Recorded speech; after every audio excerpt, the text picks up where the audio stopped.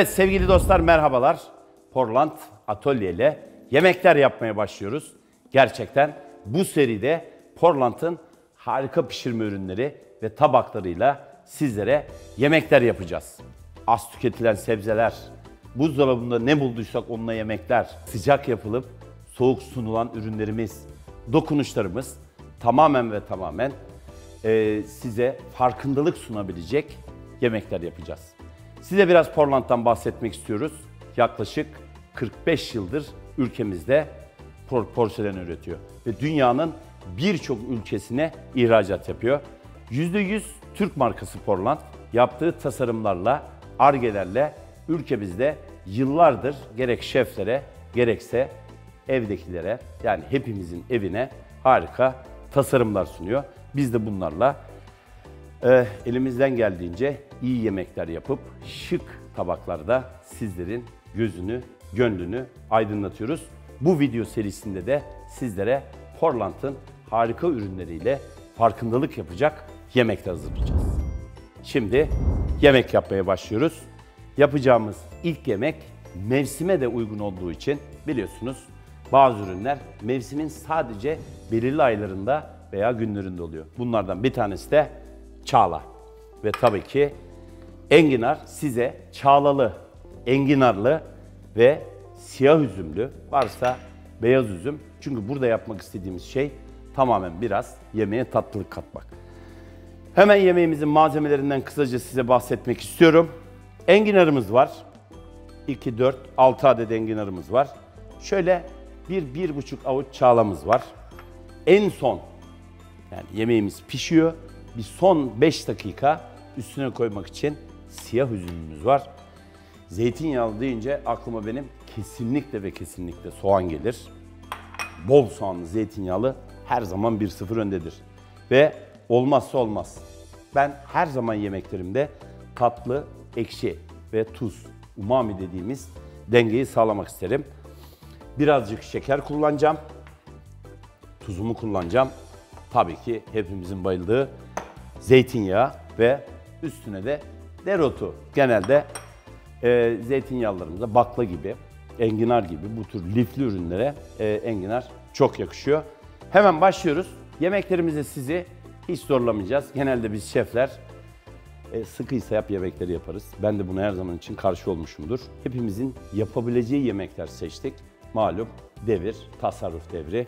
Mevsiminde bu ürünleri alırsak harika lezzetler ortaya çıkarabiliriz. Hemen her zaman olduğum gibi, her zaman olduğum gibi değil, olduğu gibi tenceremin altını yakıyorum. Zeytinyağımı koyuyorum. Zeytinyağımı ne kadar koyuyorum? Yaklaşık, şimdi diyeceksiniz ki şefim habire yaklaşık nereden biliyorsun? Ben 35 yıldır yemek yapıyorum. Şimdi 35 yıldır yemek yaptığım için de ölçelim buradan yaklaşık 4 kaşık zeytinyağı çıkar. Yaklaşık 4 kaşık zeytinyağımı koyuyorum. Burada bu enginarımızı terletme tekniğiyle yapacağız. Neydi terletme tekniği? Ürünün tencereye koyduktan sonra üzerini kapatıp kısık ateşte dinlenerek yani ürünlere soteleme, mühürleme, kavurma herhangi bir teknik uygulamadan terletme tekniğiyle yapacağımız bir ürün. Bir de size çağla ile ilgili harika bir tüyo vereceğim. Ben genelde bu tür zeytinyağları buzda bekletirim. Hem ürünü diri olmasını sağlıyor hem canlı olmasını sağlıyor ve pörsüme deriz. O pörsümeyi de engelliyor. Dibine ocağımı yaktıktan sonra yine her zaman olduğu gibi kısık ateşe aldık. Önce soğanımızı koyduktan sonra görüyorsunuz yarısı burada. Enginarlarımı diziyorum. Enginarlarımı dizdikten sonra buzlarımı kenara alıyorum. Çağlalarımı dizeceğim. Çağla ile ilgili vereceğim tüyo şu. Şimdi mevsimi kısa. Yaklaşık bunu zaten biliyorsunuz yıkıyoruz. Buzun üzerinde bekletiyoruz ya da içine buz atıp kütür kütür yiyoruz. Ama çağlayı uzun süre bekletmek için ne yapmak lazım? Uzun süre bekletmek için şunu yapmak lazım. Bir kavanoza çağlarımızı koyuyoruz. Zeytinyağı ve limon koyuyoruz. Kapağını kapatıyoruz. Yaklaşık bir hafta bütün yemeklerde kullanabiliyoruz. Şöyle çağlalarımı da diziyorum. Evet. Daha sonra kalan soğanlarımı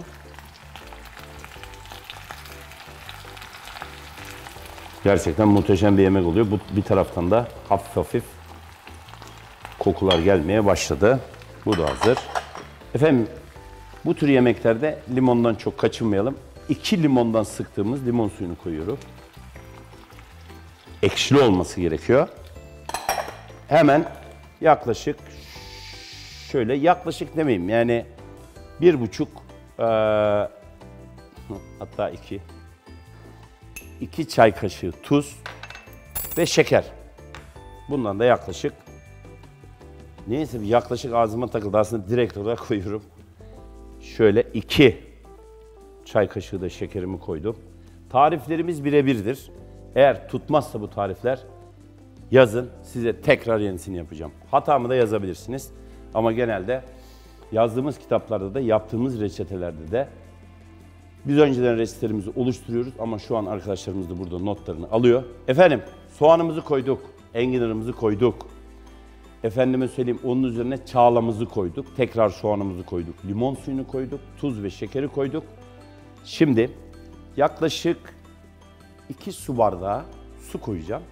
Kapağını kapatacağım. Bu Cookland'in pişirme tekniği hem hava almıyor, gerçekten terletmeye de çok uygun. Bakalım nasıl bir yemek çıkacak? Hep birlikte göreceğiz. Efendim, bence 1,5 denk geldi. Hemen kapağımı kapatıyorum.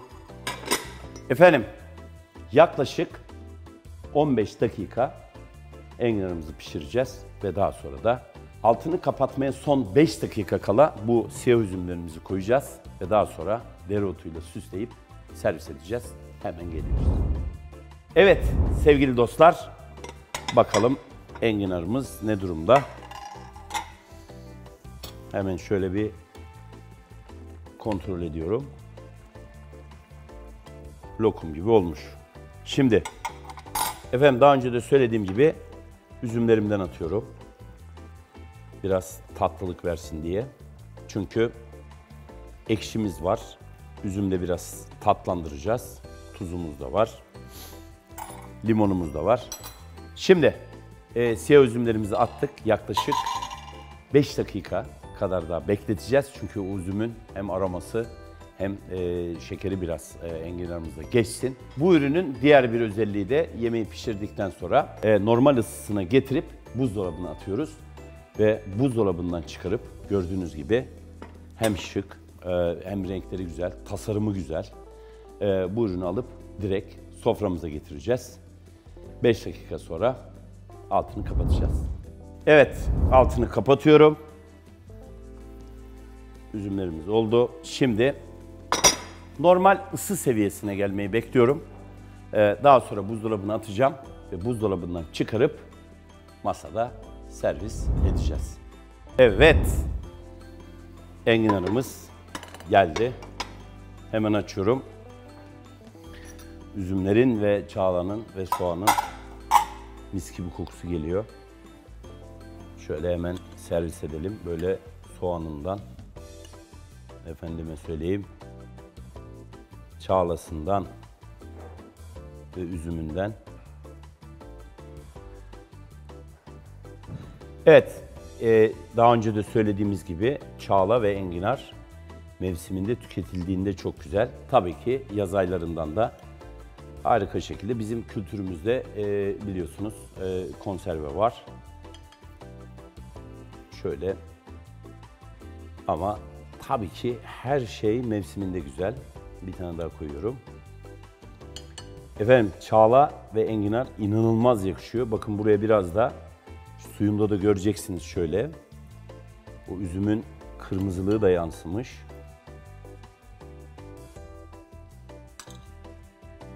Evet. Biraz daha şöyle soğanımdan alıyorum. Bakın siyah üzümün o pembe rengi de gelmiş. Şimdi üzerine dereotları koyuyorum. Hem dereotun en büyük özelliği hem harika bir aroma vermesi. hem de gerçekten lezzet katıyor. Özellikle kabak dolmasına ve kadın budu köftede bayılırım ben. Şöyle.